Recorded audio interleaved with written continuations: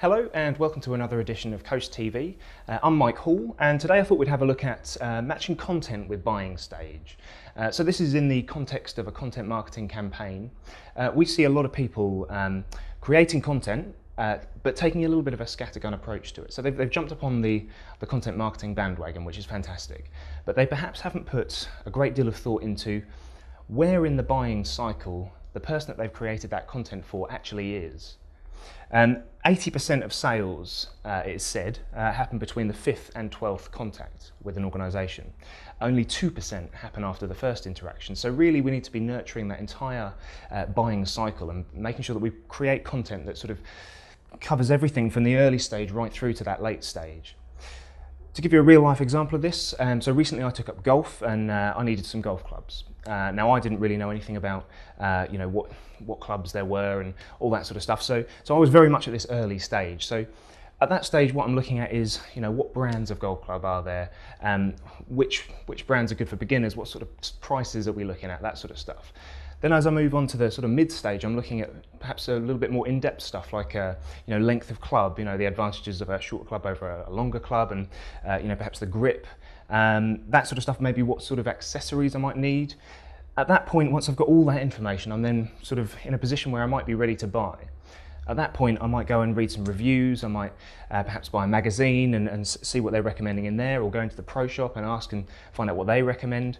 That's a real good sort of real life example of an everyday scenario actually of a buying cycle.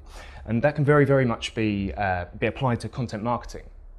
Everyone that buys a product or a service is going to go through this sort of early, mid, late stage sort of system.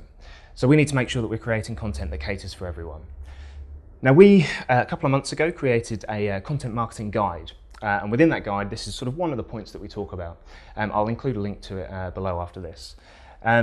The example we give is a cloud computing company and sort of how they might create content to cater for their customers. Now, in the early stage, we want to look at stuff that's investigative, it's helpful, educating, it's introductory.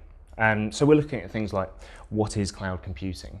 Cloud computing explained, the future of cloud computing. This is very much geared towards people that are perhaps not even the buyer, the actual decision maker. These might be influencers that we're looking at, and they might not properly understand what cloud computing is, so we're educating them. As they move on, they understand what cloud computing is. We need to make them aware of the types of solutions that there are. We're shaping that solution, we're giving them further information and choice. How prepared are you for cloud computing, types of cloud computing?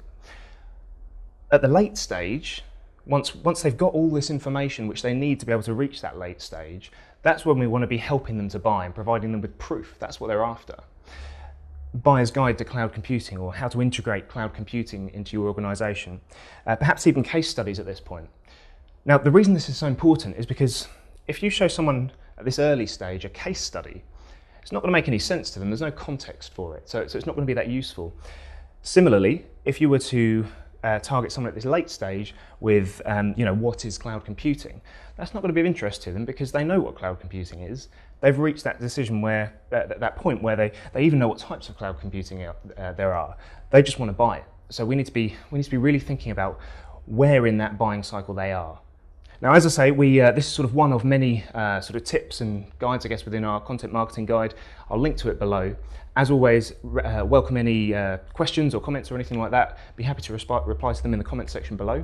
That's it for now. Look forward to seeing you again next time.